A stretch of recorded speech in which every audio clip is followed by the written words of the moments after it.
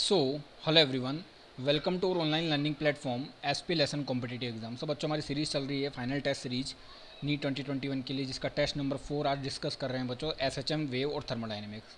तो अगर आप इस चैनल पर नए हैं बच्चों तो प्लीज़ लाइक, सब्सक्राइब और शेयर कीजिएगा। स्टार्ट करते हैं क्वेश्चन नंबर 1 से। कह रहा है कि the spring in figure A and B of same material है, आइडेंटिकल शेप है, बट ए की जो लेंथ है वो 3 टाइम्स है लेंथ बी की। तो बच्चों, आपको पता है कि स्प्रिंग में लेंथ का कोई रोल नहीं होता, तो ये सिर्फ आपको कंफ्यूज करने के लिए है। आपको बताना टाइम पीरियड ए और टाइम पीरियड बी का रेशो क्या होगा बच्चों। तो इसके लिए टी ए जब लिखोगे बच्चों आप, वो क्या लिखोगे, 2 pi root of M by K, because यहाँ पे केवल एक सिंगल स्प्रिंग है। टी बी जब लिखोगे बच्चों आप, वो लिखोगे 2 pi root of M upon equivalent K, कितना आ जाएगा बच्चों इसके लिए 3 के। ओके, अब आपको टी और टी बी का रेशो निकालना है बच्चों। तो टी ए और टी बी कितना आ जाएगा बच्चों, वो 2 पाई से 2 पाई कैंसिल आउट हो जाएगा, ये रूट 3 के डिवाइडेड बाई के। तो ये के से के कैंसिल आउट हो गया बच्चों, तो आपके पास क्या आंसर आ गया, root 3। Means option number 1 is the correct answer. Go through the next question. In S H M the ratio frequency of oscillation kinetic energy to the velocity. मतलब हिंदी में बोले बच्चों तो सरल आवर्त गति में दोलन की गतिज ऊर्जा की आवृत्ति और वेग का अनुपात क्या होगा बच्चों। तो काफ़ी इजी सवाल है ये। आप इसमें देख सकते हो कि जो काइनेटिक एनर्जी की जो फ्रिक्वेंसी होती है बच्चों, वो 2 टाइम्स होती है वेलोसिटी की फ्रिक्वेंसी की। ये आपको रिजल्ट भी याद रखना है कि काइनेटिक एनर्जी की जो फ्रिक्वेंसी होती है वो जस्ट डबल होती है फ्रिक्वेंसी ऑफ वेलोसिटी। तो आप यहाँ से क्या निकालना बच्चों, एफ के E divided by F we, वो किसके इक्वल आ जाएगा बच्चों, 2/1, या आप इसको लिख सकते हो 2:1। Means option number 2 is the correct answer. Go through the next question.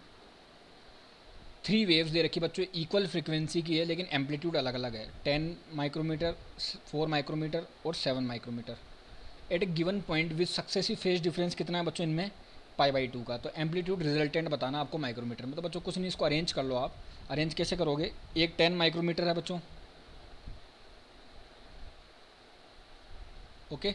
फिर दूसरा क्या है बच्चों, पाई/2 का फेज डिफरेंस है बच्चों, इसका मतलब 4 माइक्रोमीटर है। फिर बच्चों कितने का है, 7 माइक्रोमीटर का है। मीन्स ये हो गया इसका 7 माइक्रोमीटर। अब आप इजीली निकाल सकते हो बच्चों। तो ये पॉजिटिव एक्स एक्सिस में 10 है, ये नेगेटिव एक्स एक्सिस में 7 है, तो नेट रिजल्टेंट बच गया 3 माइक्रोमीटर पॉजिटिव एक्स एक्सिस में, और देन यहाँ पर आ गया बच्चों ये 4 माइक्रोमीटर। अब आप इनका रिजल्टेंट ले सकते हो। 3 और 4 का रिजल्टेंट कितना आता है बच्चों, रूट ऑफ 3 का स्क्वायर प्लस 4 का स्क्वायर, मीन्स 5 आ गया बच्चों। Option number 3 is the correct answer. तो ये जस्ट ऐसे डिस्प्लेसमेंट निकालना हो गया बच्चों, और कुछ नहीं हुआ। Okay, go through the next question.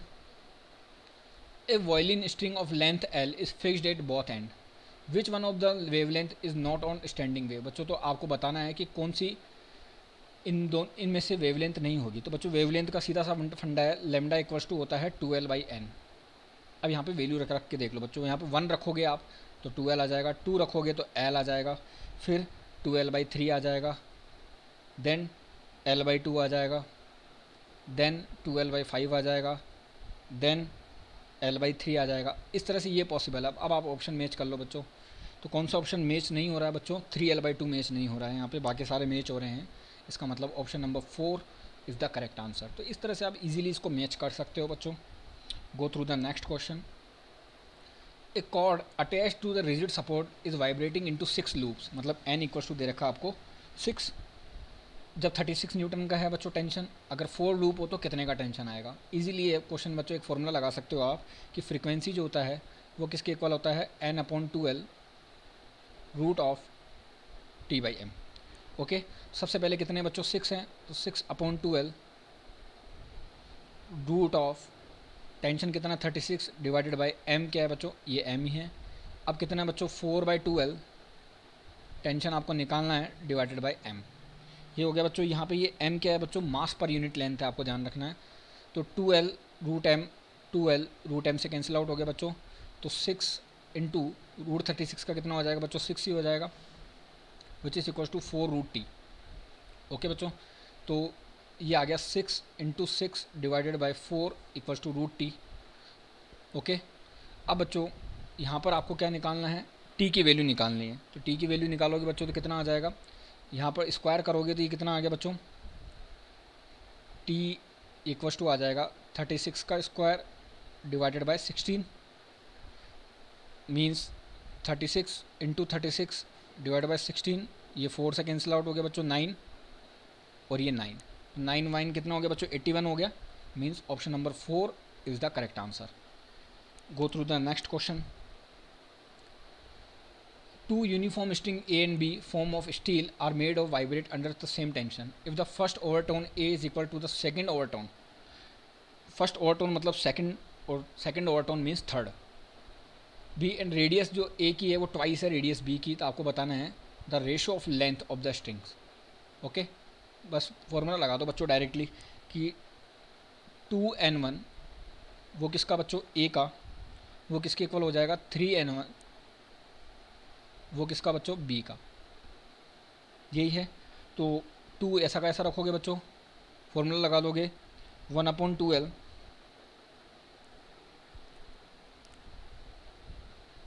A R A root of T upon pi rho, और वो किसके इक्वल हो जाएगा बच्चों 3 1/2LB R B root of T upon pi rho, ये यूज़ कर लिया बच्चों आपने। सो डायरेक्टली आप देख सकते हो कि L A upon L B किसके इक्वल हो जाएगा बच्चों, वो हो जाएगा 2RB divided by 3RA। Okay, और आपको पता है ये रेडियस जस्ट डबल दे रखी है बच्चों, तो ये रेशो आ जाएगा 1:3, means option number second is the correct answer. Go through the next question. If the length of a stretch string is shorten by 40% और इसकी तो टेंशन इंक्रीज कर दिया आपने 44%, तो आपको बताना फंडामेंटल फ्रिक्वेंसी न्यू वाली कितनी हो जाएगी बच्चों। तो आपको पता है बच्चों कि जो फ्रिक्वेंसी होती है वो डायरेक्टली प्रोपोर्शनल होती है √T डिवाइडेड बाय L के। ओके, अब बच्चों ये कह रहा है कि T को तो आपने कर दिया 1.44 टाइम्स, ओके, और इसको कर दिया आपने 0.6, क्योंकि इसको आपने कम कर दिया ना बच्चों और इसको बढ़ा दिया, तो ये हो गया 1.44 टाइम्स, और ये हो गया बच्चों आपके पास 0.6 टाइम्स। तो अगर आप रेशो लोगे बच्चों इसका तो ये आ जाएगा 2:1, means option number 1 is the correct answer. Go through the next question. Graph between square of frequency and tension. बच्चों आपको पता है कि f जो होता है, अभी देखा अपने पिछले क्वेश्चन में, डायरेक्टली प्रोपोर्शनल होता है √T के, इसका स्क्वायर करोगे तो ये डायरेक्टली प्रोपोर्शनल हो जाएगा T के, मीन्स f²T में ग्राफ कैसा आएगा बच्चों, स्ट्रेट लाइन आएगा। तो option number 1 is the correct answer. Go through the next question. बच्चों डैम्प्ड ऑसिलेशन की बात हो रही है। डैम्प्ड ऑसिलेशन आप सबको पता है, जिसमें एम्पलीट्यूड जो होता है टाइम के अकॉर्डिंग डिक्रीज होता रहता है बच्चों, कुछ इस तरह से। तो क्या होगा बच्चों, the amplitude of oscillation of the body decreases with time, मतलब option number 1 is the correct answer. Damped oscillation में एम्पलीट्यूड जो होता है बच्चों वो टाइम के अकॉर्डिंग डिक्रीज होता रहता है, एक टाइम पर ऑसिलेशन होना बंद हो जाते हैं। Go through the next question. When a mass m is hung from the lower end of a spring, negligible mass extension दे रखा x स्प्रिंग में, जब आपने इसको वर्टिकल ऑसिलेशन कराया तो टाइम पीरियड कितना होगा बच्चों। सीधा सिंपल सा सवाल है बच्चों, स्प्रिंग का कंसेप्ट आप लगा सकते हो उसमें। तो आपको पता है जो mg आएगा वो किसके इक्वल आ जाएगा बच्चों, kx के। सो यहाँ से अगर आप k की वैल्यू निकालते हो बच्चों तो वो किसके इक्वल आ जाएगा, k की वैल्यू अगर आप निकालें तो वो आ जाएगा mg/x के। सो t इक्वस टू क्या होता है 2π√m/k, k की वैल्यू रख दोगे बच्चों आप mg/x,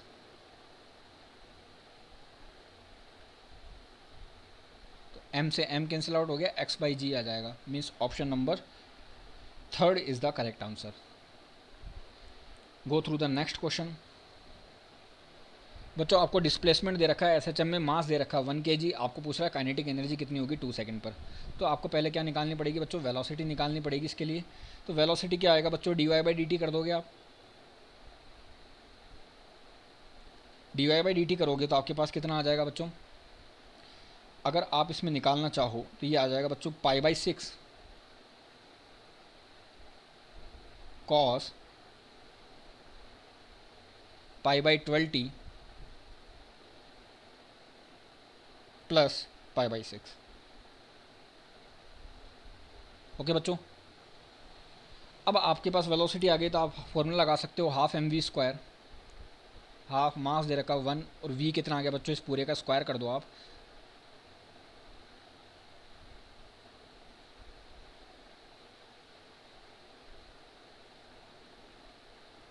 जो भी सोल्व करके आंसर आएगा बच्चों वो आ गया आपके पास pi square divided by 288 joule. Okay, go through the next question. In S H M when particle passes through it mean position पे बच्चों क्या होता है, स्पीड मैक्सिमम होती है और एक्सेलरेशन जीरो होता है। मीन पोजीशन से जहाँ से एस एच एम होना स्टार्ट होता है, यहाँ से ये एक्सट्रीम पोजीशन होती है, ये एक्सट्रीम पोजीशन होती है, ये मीन पोजीशन होती है बच्चों। तो मीन पोजीशन पे क्या होगा बच्चों, वेलोसिटी या स्पीड मैक्सिमम होती है और एक्सेलरेशन जीरो होता है, जबकि एक्सट्रीम पोजीशन पर स्पीड जीरो हो जाती है और एक्सेलरेशन मैक्सिमम हो जाता है।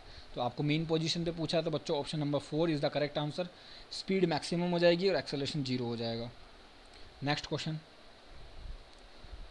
When a particle perform simple harmonic motion then, बच्चों सिंपल हार्मोनिक मोशन में क्या होता है, स्पीड वेलोसिटी एक्सेलरेशन सब चेंज होते रहते हैं बच्चों with respect to time, because सब में ओमेगा टी का फंक्शन आता है। तो आप ऑप्शन नंबर सेकंड देख सकते हो, velocity and acceleration change continuously, means option number second is the correct answer. Go through the next question. बच्चों ये थर्मोडाइनमिक्स का सवाल है, इसमें आपको क्या निकालना है, कौन सी एफिशिएंसी नहीं होगी। तो सबसे पहले मैक्सिमम एफिशिएंसी निकालो बच्चों आप, एन मैक्सिमम किसके इक्वल आ जाएगा, 1 minus T two by T one. Okay, तो टी टू की वैल्यू देखोगे बच्चों आप, वो है 273 डिवाइडेड बाई टी वन की वैल्यू दे रखी है आपको 409.5। ओके, तो ये हो गया बच्चों 1 माइनस 1 अपॉन 1.5, मीन्स ये आ गया बच्चों 1/3, मीन्स 1/3 मैक्सिमम है। 1/3 से जो भी ज़्यादा होगा वो उसकी एफिशिएंसी नहीं हो सकती बच्चों। तो 1/2 1/3 से ज़्यादा होता है, इसका मतलब ये इसकी एफिशिएंसी नहीं है। बाकी सारे 1/3 से कम है बच्चों, देख लो। तो ये इनकी एफिशिएंसी हो सकती है, 1/2 इसकी एफिशिएंसी नहीं हो सकती। Next, 1 mole of an ideal gas having 100 centimetre cube pressure, 1 atmosphere temperature 100 degree Celsius दे रखा। साइक्लिक प्रोसेस में आपको इंटरनल एनर्जी में चेंज पूछा है बच्चों, आंसर जीरो आएगा बच्चों, बिकॉज किसी भी साइक्लिक प्रोसेस में डेल्टा यू हमेशा कितना होता है बच्चों, जीरो होता है। तो ये सारा डेटा आपको कंफ्यूज करने के लिए है। तो option number 1 is the correct answer. किसी भी साइक्लिक प्रोसेस में 1 साइकिल में नेट इंटरनल एनर्जी चेंज कितना आता है बच्चों, जीरो आता है। Go through the next question. Statement दे रखे हैं बच्चों आपको, the average kinetic energy per degree of freedom molecule at a given temperature increases as degree of freedom increases. नहीं बच्चों, गलत है ये सवाल। काइनेटिक एनर्जी एवरेज कितना होता है बच्चों, वो आप सबको फॉर्मूला पता है, वो होता है हाफ के टी। ओके, अब ये तो है डिग्री ऑफ फ्रीडम पे तो डिपेंड ही नहीं कर रहा बच्चों, हाफ के टी में किसी भी डिग्री ऑफ फ्रीडम का नाम नहीं है, इसका मतलब ये स्टेटमेंट तो हो गया गलत बच्चों। एनसीईआरटी का स्टेटमेंट है, ध्यान से देखिएगा।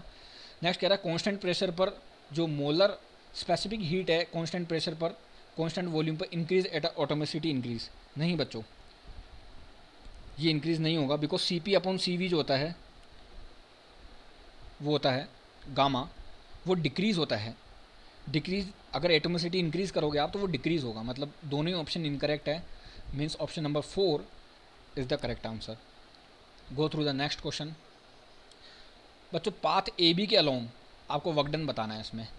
तो पाथ ए बी में क्या है बच्चों, कांस्टेंट प्रेशर है, तो कांस्टेंट प्रेशर में डब्ल्यू ए बी अगर आप निकालते हो तो डब्ल्यू ए बी कितना आएगा बच्चों, 10। इसका एरिया ले लो बच्चों आप, तो ये आ जाएगा आपके पास 10, तो इस वाले का एरिया लेना आपको सिर्फ। तो ये हो गया 10, 4 माइनस 1 कितना हो गया 3, मीन्स आपके पास कितना आ गया बच्चों 30 joule. Okay, means 30 joule is the correct answer, option number 3rd। Go through the next question. Carnot engine refrigerator दे रखा है बच्चों, जिसका कोफिशिएंट ऑफ परफॉर्मेंस दे रखा है 8। सराउंडिंग टेम्परेचर दे रखा है 25 degree Celsius, the minimum temperature of body of inside आपको पूछा है बच्चों। ओके, तो मिनिमम बीटा दे रखा है बच्चों आपको 8, तो बीटा किसके इक्वल होता है, वो होता है T2 upon T1 minus T2, ये आपको इक्वल है 8 के। तो T2 आपको बच्चों निकालना है, T1 आपको दे रखा है 298, हमेशा केल्विन में रखनी है इसकी वैल्यू बच्चों, ध्यान रखना है आपको, माइनस T2 आपको निकालना है बच्चों। ओके, मल्टीप्लाई करके अगर आप निकालोगे तो T2 की जो वैल्यू आएगी बच्चों वो आएगी 264.8 केल्विन। अगर आप इसको डिग्री सेल्सियस में कन्वर्ट करते हो ये अप्रॉक्सीमेटली आता है -8 डिग्री सेल्सियस के। Means option number 3 is the correct answer. Go through the next question. Ideal gas है बच्चों, 8 जूल वर्क कर रहे हैं एडियाबेटिक प्रोसेस में, टेम्परेचर डिक्रीज कर दिया 4 केल्विन से, चेंज इन इंटरनल एनर्जी बताना आपको कितना होगा। तो बच्चों एडियाबेटिक प्रोसेस में आपको पता है डेल्टा क्यू जीरो होता है। अगर डेल्टा क्यू जीरो हो गया तो डेल्टा यू किसके इक्वल आ गया -W के, तो -W करोगे तो कितना आ गया बच्चों -8 जूल, मतलब option number 4 is the correct answer. तो बच्चों सारे सवाल इजी हैं, ऐसी कोई बड़ी बात नहीं इनमें। नेक्स्ट बच्चों डॉपलर इफेक्ट से सवाल है। ऑब्जर्वर विद स्पीड दे रखी है आपको 30 मीटर पर सेकंड। तो सबसे पहले ऑब्जर्वर बनाओ बच्चों, ये ऑब्जर्वर हो गया, ये जा रहा है 30 मीटर पर सेकंड से, और ये सोर्स है बच्चों। ओके, तो आपको कह रहा है कि अपीरियंट ऑब्जर्वर जो है बच्चों, the apparent frequency heard by the observer will be. Okay, तो अपीरियंट फ्रीक्वेंसी निकालने का फॉर्मूला क्या है बच्चों, F dash equals to F naught V plus V naught by V. ये फॉर्मूला होता है बच्चों, सबकी वैल्यू पुट कर दो। ये दे रखा आपको 100 हर्ट्स, ये आपको पता है बच्चों स्पीड ऑफ साउंड 330 लेते हैं अपन जनरली, प्लस ये दे रखा आपको 30 डिवाइडेड बाई ये हो गया बच्चों 330। ओके, तो 100 से थोड़ा सा कम ऑप्शन, सॉरी 100 से थोड़ा सा ज़्यादा ऑप्शन देखना आपको, तो उसको सॉल्व ही कर लेते बच्चों। 2 ऑप्शन है 109 और 1112। तो ये हो गया बच्चों 100 multiplied by 360 divide by 330। Okay, ये 3 से कट जाएगा बच्चों, ये 12 मीन्स 1 पॉइंट समथिंग, ये आ गया आपके पास 109। Means option number 1 is the correct answer. Thank you.